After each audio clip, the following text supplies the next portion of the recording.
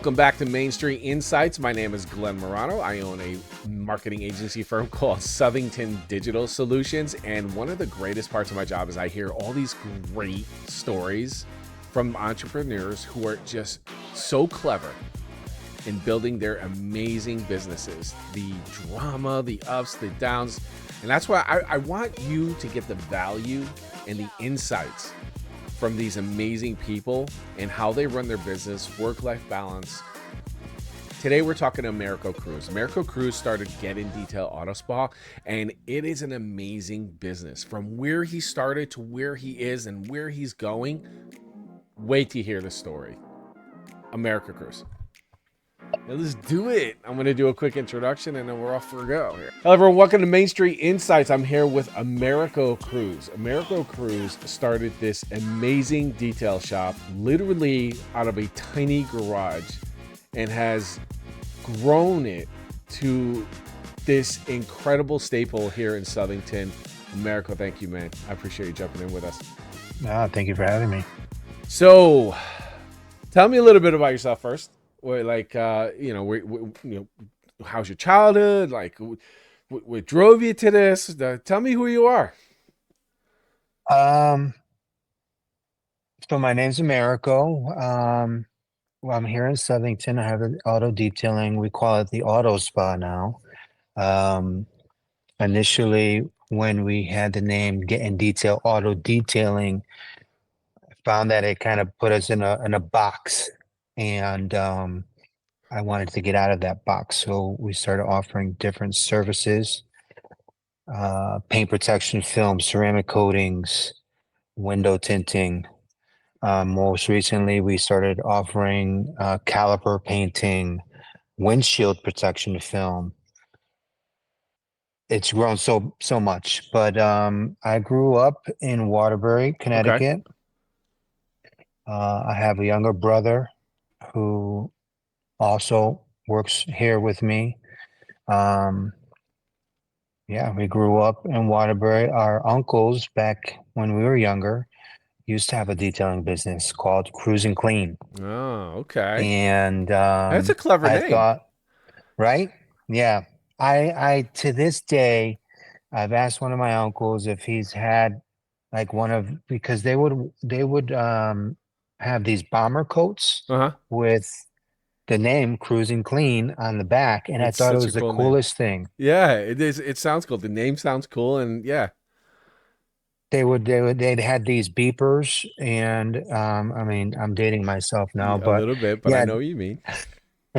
they'd have beepers, and I thought it was the coolest thing. And my father, all of my uncles were into the cars, and I remember on the weekends, my dad would be putting turtle wax on his vehicle, and you know, would be outside, my brother and I playing and whatnot. And then when my uncles opened up their detail shop, my dad would bring me to the detail shop, and I'd just be submerged in all of this cleaning vehicles, the machines running, that sort of thing, and it just wowed me. I feel like that And that kind of answers my first question, what inspired you, but that's probably exactly what it was. oh yeah, for sure, for sure. And then as I got older, getting into cars and stuff like that, I used to work for a place called the China Shop Okay. in Waterbury.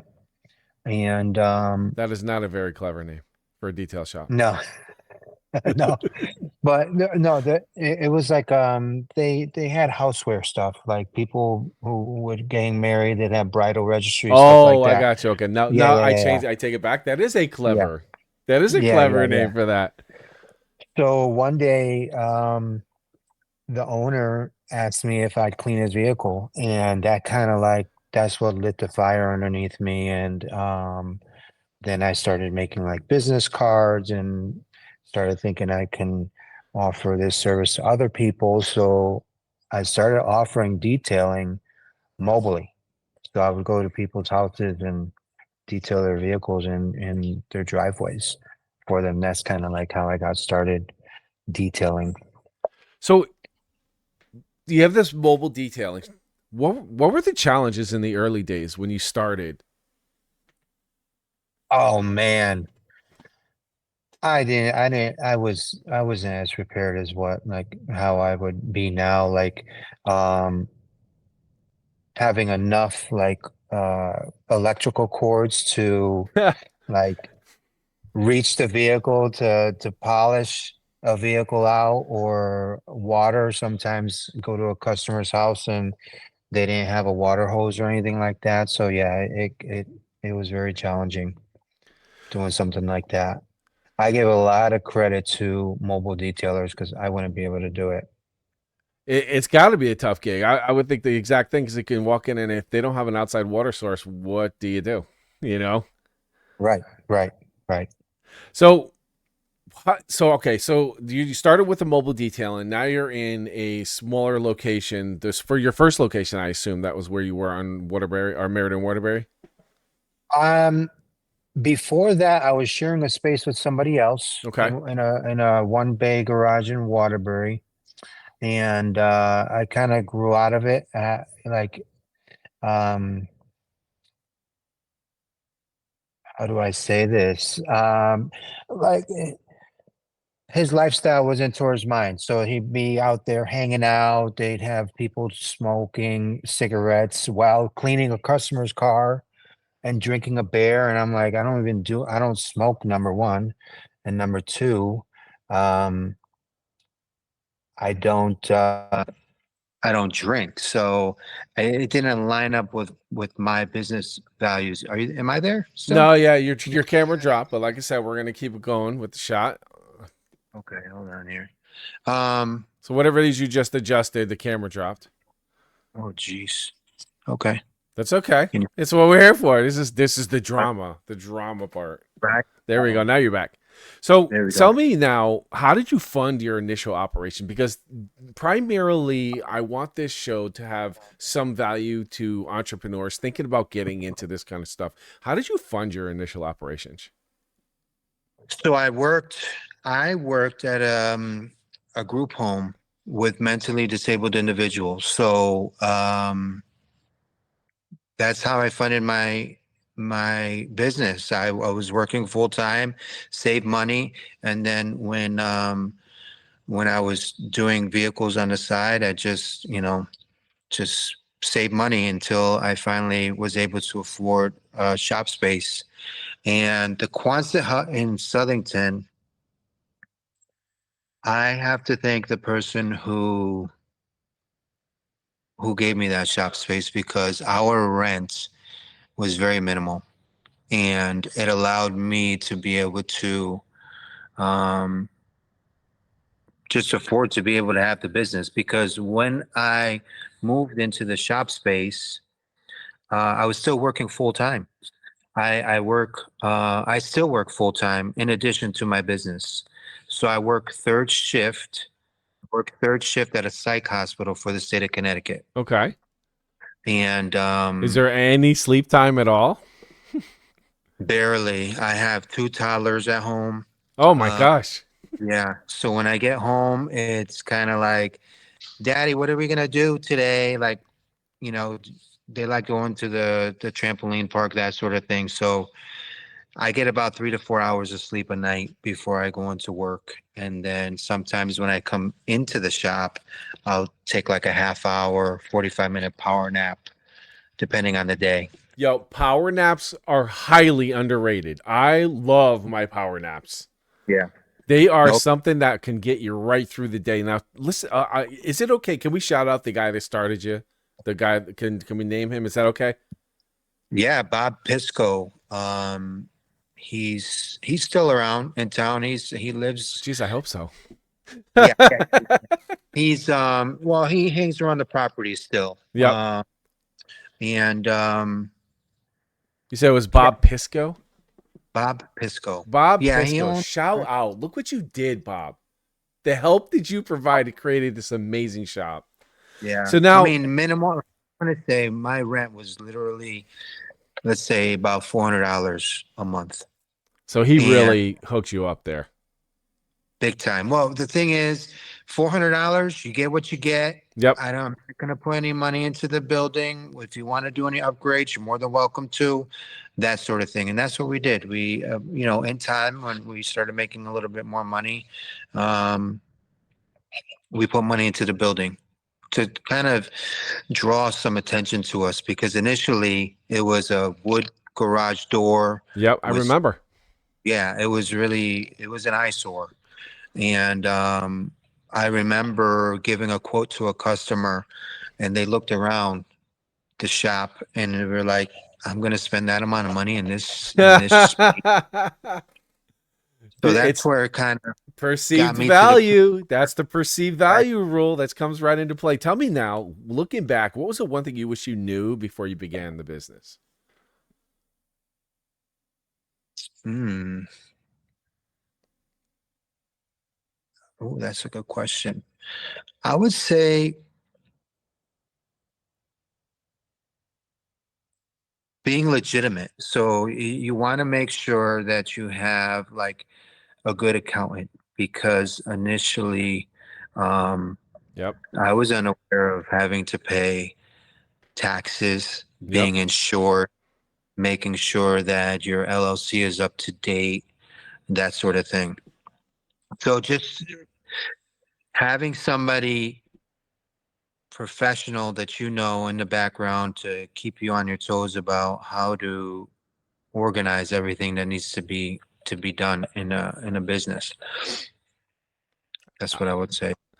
One of the things that I've learned throughout I've had a couple businesses, and your story is what I learned too in the beginning. And as I question more and more entrepreneurs who started their own business, they say the exact same thing: find a trusted person.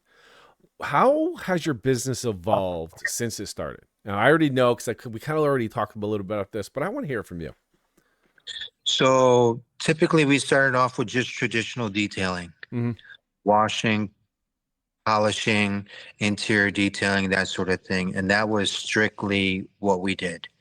Now we've evolved into paint protection film, ceramic coatings. Ceramic coating is a much more durable, um, protecting compared to, let's say, a wax or a sealant. Yep.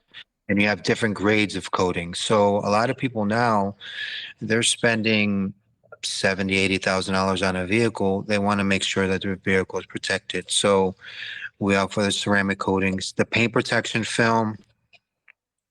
It's a clear plastic that will go on. You could wrap a whole vehicle if you wanted to.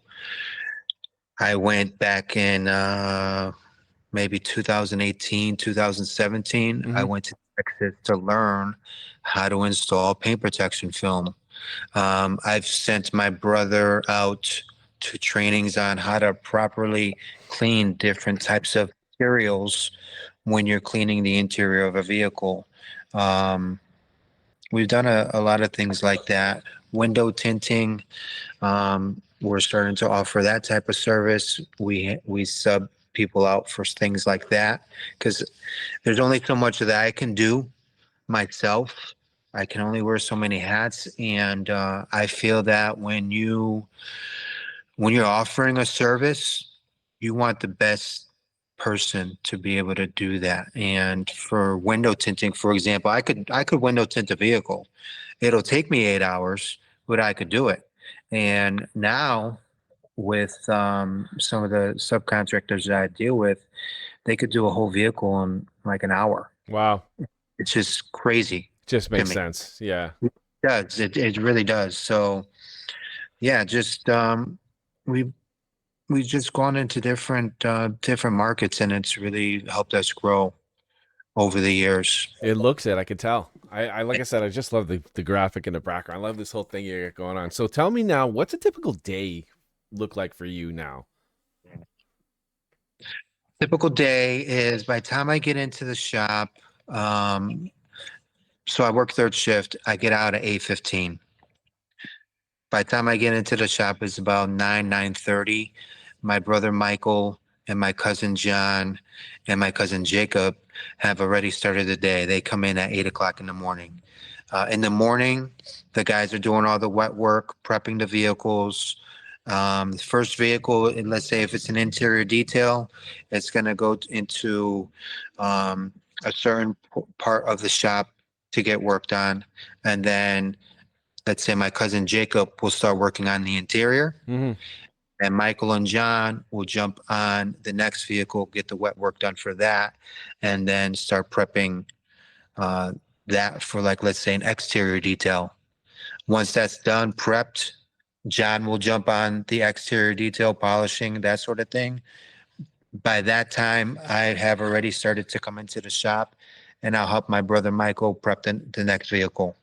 Depends on what how much we have going on in a day, but yeah, it gets a little busy. So Sounds and then sounds like a family affair, though. oh yeah, yeah, definitely. I don't know what I would do without them, especially my brother. My brother's one of the main reasons for this growth of getting detail. Shout out, brother. Big brother, little brother. Little brother, little Shout brother. out, little brother. Let's go. Prove your worth in a family. Right?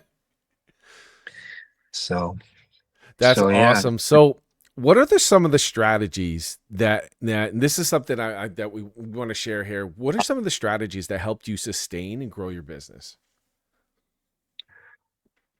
Um, learning to let go. I was somebody that always wanted to have control of everything, have um yeah, have my hand in everything. Like, for example, the window tinting. I always wanted to be the one to do the work. And at the end of the day, I let go of that, and I had somebody come in. I've had a couple of people where, like, I tested out, some of their quality wasn't there, and that's the main thing between my client and I is I may not be doing the work, but I'm the one that's making sure that the quality is there for the customer at the end of the day, so that when it leaves my shop, they're happy with the outcome. So that, and then another thing, I'm so busy, so dealing with inquiries, that sort of thing. I brought in one of my best friends, who lives in Florida, actually.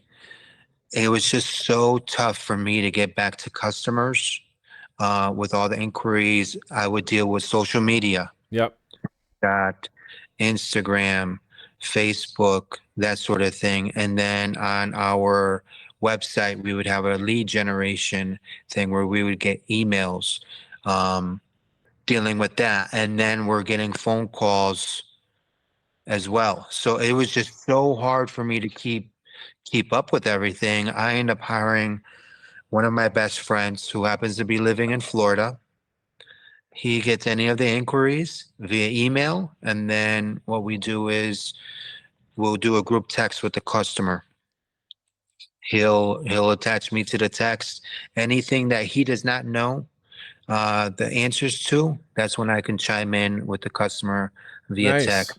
Nice. And that was huge for us because now I'm not letting, like, all this potential clients, I'm not letting them down. I'm actually getting They're to not them. falling through the cracks now. Exactly. Like, we're getting back to them in a reasonable amount of time, and we've gotten a lot of comments about that. Wow, you got back to me so quickly.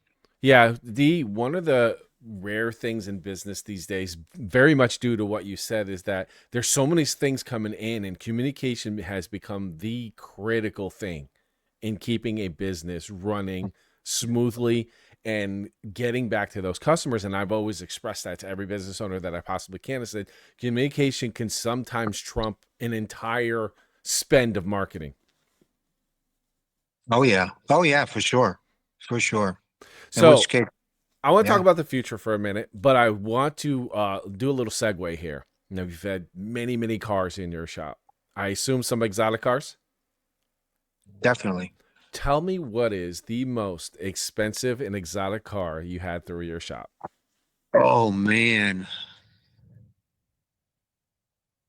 So my brother and I, we've had the opportunity to work with Mother's Polishes. Okay. Have you- Yeah.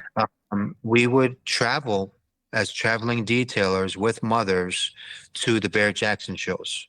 Well, okay. This is new information. I didn't know this. Tell me about this. Yeah, for sure. So this is the power of.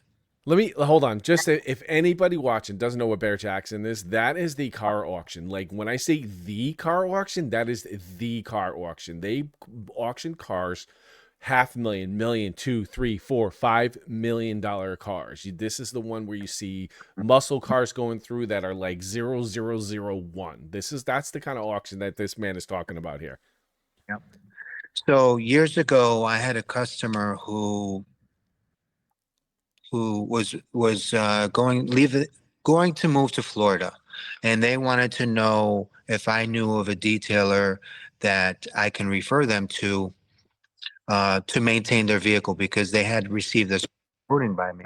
So what I did was I went into the network of detailers for that particular ceramic coating company, and I reached out to a gentleman who happened to be one of the people who worked with Mother's Polishes as well as a traveling detailer. And I referred this customer to him, and he reached out to me thanking me for the referral. And later on that year, we had met up at a detailing event in Florida. Mm-hmm. So there's a lot of detailing events for detailers to get together, network. There's SEMA. I don't know if you've ever heard of that. That's one of the largest. I know what SEMA is. Yep. Dude, you have a lineage here going. Tell me more. So I met up with this gentleman, and he's like, I want to introduce you into somebody. And it happened to be a gentleman who runs the Mother's Polishes traveling detail team. Okay. And he asked me if I was interested. I'm like, most definitely. So Sure. You can say no to that. yeah. So I mean, they would pay all expenses, flight, hotel, food, and then at the end of the week we get a check. So and it was a great experience. I was detailing cars with some of the top detailers in the industry, like people who should be in the Hall of Fame of detailing. Yep. It was just a great opportunity, and it was humbling to me because a lot of people in this industry, they like to bad talk about other businesses and stuff like that, and it's just a testament of when you just put your head down and humble yourself and try to form relationships with other businesses. Look what could happen. So I was invited to become a detailer for Mothers, and then which they detailing for the Barrett-Jackson show. So I was able to go to West Palm Beach, Florida, when Barrett-Jackson started to come to Connecticut. The first and second year that Barrett-Jackson was here in Connecticut, Mothers was detailing their vehicles, so I was a part of that. And at the time, there was some Porsche. I don't even know what it is, but there's just so many different types of vehicles, and their value is just ridiculous. Crazy. Yeah, like my brother was able to go on the actual auction floor, and he's like wiping down vehicles. He's on TV. It's like really cool. It was just. Very, very cool. So okay. So the Porsche, what did that Porsche auction for that you? Oh man, I think it was at least a That's $500,000. so crazy. Now tell Yeah. me again. I want to get into the future. But what is your favorite car that you've detailed personally in your detailing career? Make and model, because I'm kind of a Uh, car guy. so we have a customer who he imports Japanese vehicles. Okay, I'm already loving this. The Toyota Supra right-hand drive. No way, bro. Seriously? What It, year? but oh man, I forget. It's one of the older ones. Yeah, It's yeah. ones like they just recently allowed them to come into the States. Okay. So what does that mean? They're like over 20 years old or So something like yeah, that. something like that. Yeah. I'm not exactly sure. I'm just kind of like flown with you because you said super. So I was like, ooh, what? Yeah, it's like got a veal side kit and stuff like that. It's really like super rare out here. Yeah, that was one of my favorite vehicles to detail. Nice. So Yeah. thinking about the future, what goals do you have for your business in the next 5 years? Oh, that's a great question. I would love to be able to grow it to where I could just do stuff behind the scenes, Hmm. not so hands-on. Um, but yeah, just still offer, all the services that we offer and growing from there. Over the years, um, we went from strictly detailing to offering all these other services that we offer. And a lot of the shops now are only offering like the paint protection film, ceramic coatings, and window tinting. But I still love being able to put my polisher pad on some paint, polishing paint, and then playing some music, and you're just getting into, you know, cleaning up all the defects, stuff like that. But yeah, stuff like that, maybe even getting into a larger, I would love to be able to buy my own land and build my own shop. Yep. Um, we had initially where the Quonset hut is now, we had an opportunity, but the deal fell through. So I want to be able to do something like that again and but on my own and build my own shop. So what are you and still thinking about the future? What are the biggest challenges that you foresee and how do you prepare to tackle them? Um, time finding people who actually like care about what they're doing. Like that's why I've only found family Yeah. to be able to help because they're just as passionate as I am about giving out quality work, that sort of thing. Yeah. So, so on the education part, how do you stay um informed about new trends, new technologies, new ways of caring for vehicles? Like what is it blogs, is it videos? So every year we go to SEMA. That's when the all the companies for aftercare market will show all the new products that are coming out for the following year. So we go to that. We go to a lot of those of types of events, um, and that's what's kind of helped us keep one step above a lot of the other shops in the area because a lot of other shops they're not aware of events like this. So, so yeah, just networking events, going to events like SEMA. There's always an event in Florida. It's February for events like trainings, that sort of thing. Um, yeah. So you had spoke about you had a couple of toddlers at home, and the biggest challenge that every business owner has is because the business has such a high demand of your time. How do you manage the demands of your business and your personal life? Oh, it's tough. And I'm It going through is. a struggle. It's just I get home. I get home every night, and my thing is I give the kids a bath every night. I'm there for them to take a bath, and then now that it's starting to get nice out, it's staying later. Yep. Uh, I'm able to, go for a walk with the kids. They like riding their bicycles, that sort of thing. Um, I try to be home as much as I can, but it's just so tough with having a business. And my partner, she's a great help.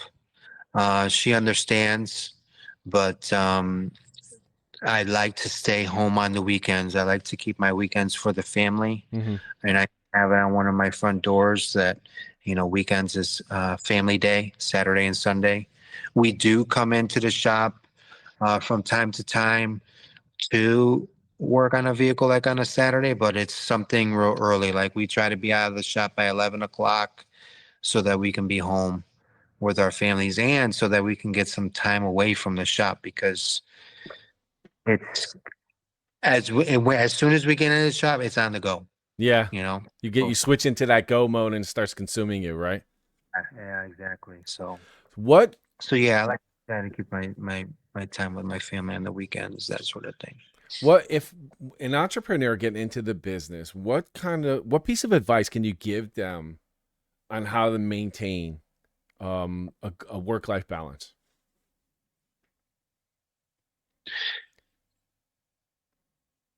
Man, you gotta be able to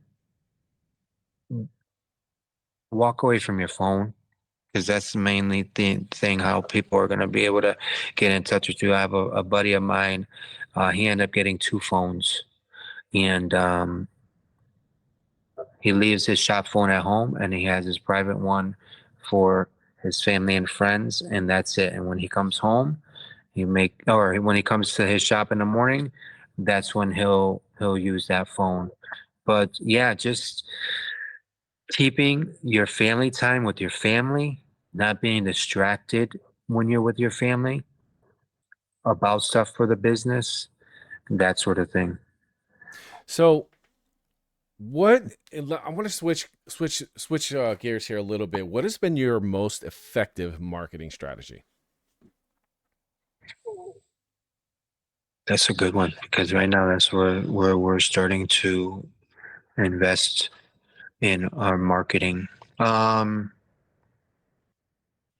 Word of mouth has been like a really good our marketer for us. A lot of people will go on our Google page, read our reviews. We have over 100 5-star reviews. Um, and I have to say, word of mouth, number one. Number two, I have been using like social media a lot more. I hired a marketing company, and they've been doing a lot of that type of stuff for me in the background. Live videos showing people what's actually being done instead of like, let's say you have a picture of a clean car. How did it get clean? What did it look like beforehand? That sort of thing. So, kind of trying to show people the process that has helped a lot as well. And then actually, people seeing you doing the work. So, people know that when I'm here at the shop, I'm actually with my guys doing the work as well. We're grinding it out as well. So, during this journey, who would you say would be your mentor? Like who's your biggest influence or mentor during this whole journey? Um,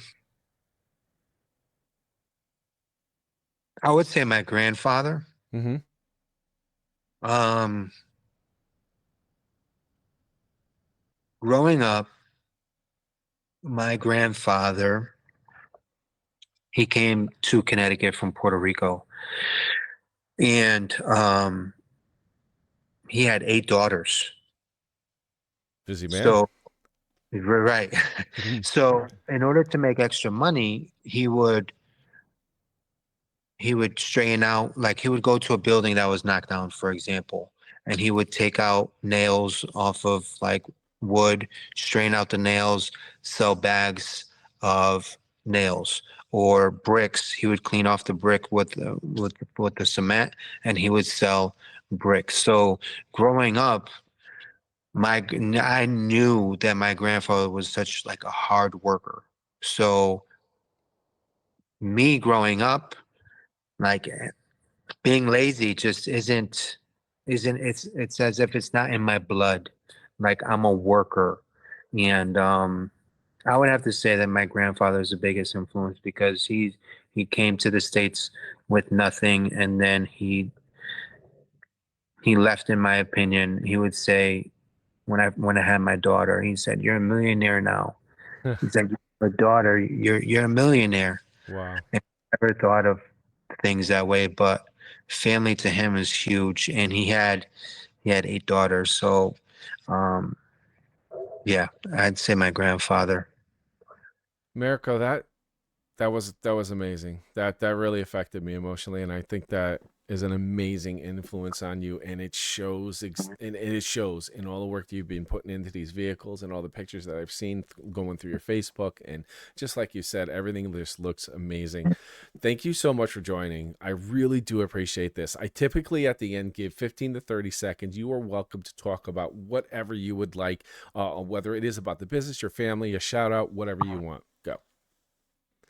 Um, yeah, I'd just like to take this chance to thank all of our customers who have given us an opportunity to work on their vehicles.